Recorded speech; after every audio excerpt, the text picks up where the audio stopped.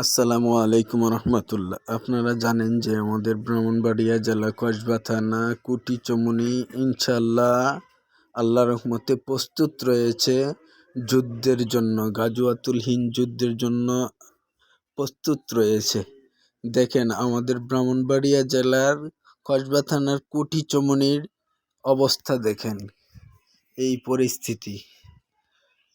আল্লাহর অশেষ মেহেরবানি দেখেন, পাবলিক জড়ো হয়েছে, একত্রিত হয়েছে তারা যুদ্ধ করবে বলে। তা আমরা চাই দেশ শান্তি থাকুক, কিন্তু না, পার্শ্ববর্তী দেশ চায় না আমাদের দেশ শান্তি থাকুক এবং কি সুস্থভাবে চলাফেরা করুক।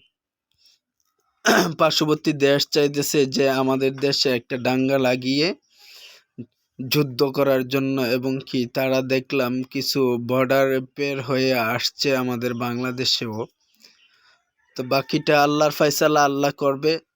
সবাই আমরা প্রস্তুতি নেই যুদ্ধের জন্য, এবং কি প্রত্যেকটা স্কুল, কলেজ, ইউনিভার্সিটি এবং কি মাদ্রাসার ভিতরে পর্যন্ত আপনার যেই সেনাবাহিনীর ট্রেনিং, সেই ট্রেনিং দেওয়ারও আমরা সবাই প্রস্তুতি নেই। এবং কি আমার সেনাবাহিনী ভাইদেরকেও বলবো, আপনারা প্রত্যেকটা লোকের ট্রেনিং দিয়ে তৈরি করুন।